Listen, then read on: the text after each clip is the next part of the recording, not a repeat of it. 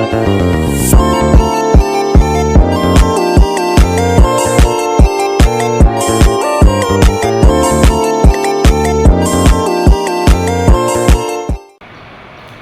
sini saya akan menjelaskan mengenai sejarah perkembangan kurikulum di Indonesia. Sebelumnya kita harus mengetahui apa itu pengertian kurikulum. Pengertian kurikulum secara umum adalah sejumlah rencana dan pengaturan mengenai tujuan, isi, dan bahan pelajaran, serta cara yang digunakan sebagai pedoman penyelenggaraan kegiatan pembelajaran untuk mencapai tujuan pendidikan tertentu.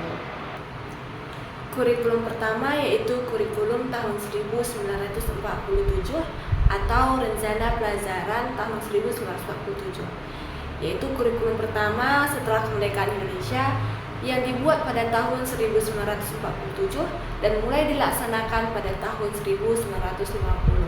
Kurikulum ini berfokus pada pembentukan karakter manusia Indonesia merdeka, berdaulat, dan sejajar dengan bangsa lain, dengan penekanan pada pendidikan watak, kesadaran bernegara, dan bermasyarakat.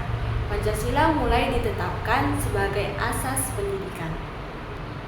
Kurikulum yang kedua yaitu kurikulum tahun 1952 atau Rencana Pelajaran Terurai 1952, di mana kurikulum ini penyempurnaan dari kurikulum tahun 1947 dengan pengaturan yang menghubungkan topik tiap mata pelajaran dengan kehidupan masyarakat.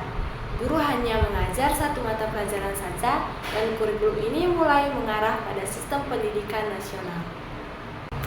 Yang ketiga yaitu kurikulum tahun 1964, menekankan pengembangan moral, kecerdasan, emosional, artistik, keterampilan, dan jasmani secara aktif, kreatif, dan produktif. Pendidikan akademik mulai diperkenalkan sejak SD. Yang keempat itu kurikulum 1968, bertujuan membentuk manusia Pancasila yang kuat jasmani dan rohani, meningkatkan kecerdasan, keterampilan, moral, dan keyakinan beragama. Kurikulum yang kelima yaitu kurikulum tahun 1975, dikenal dengan konsep manajemen by objektif yang menekankan efektivitas dan efisiensi pendidikan. Mata pelajaran dirinci dengan prosedur pengembangan sistem instruksional yang meliputi tujuan instruksional, materi, kegiatan belajar, dan evaluasi.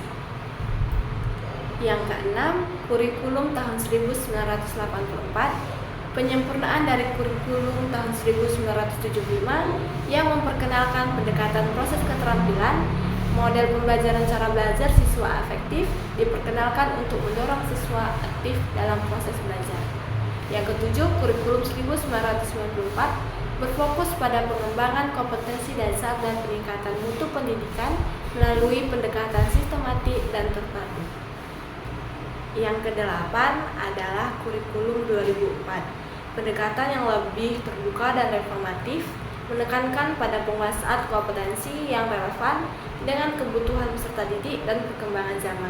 Yang kesembilan adalah kurikulum 2006 atau KTSP, di mana penyempurnaan dari kurikulum 2004 dengan penyesuaian materi dan metode pembelajaran agar lebih efektif dan sesuai dengan standar nasional pendidikan.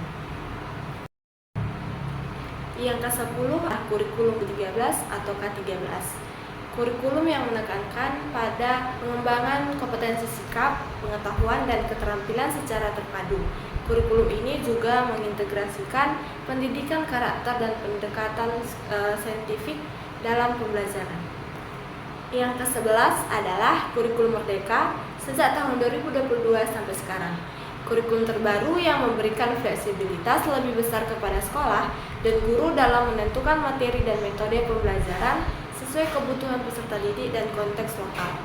Kurikulum ini bertujuan menciptakan pendidikan yang lebih adaptif dan inovatif. Kesimpulan, Indonesia telah mengalami transformasi kurikulum sebanyak 11 kali sejak kemerdekaan, dengan fokus awal pada pembentukan karakter dan nasionalisme, kemudian beralih kepada pengembangan kompetensi dan pembelajaran aktif, hingga saat menuju kurikulum yang fleksibel dan adaptif sesuai kebutuhan zaman.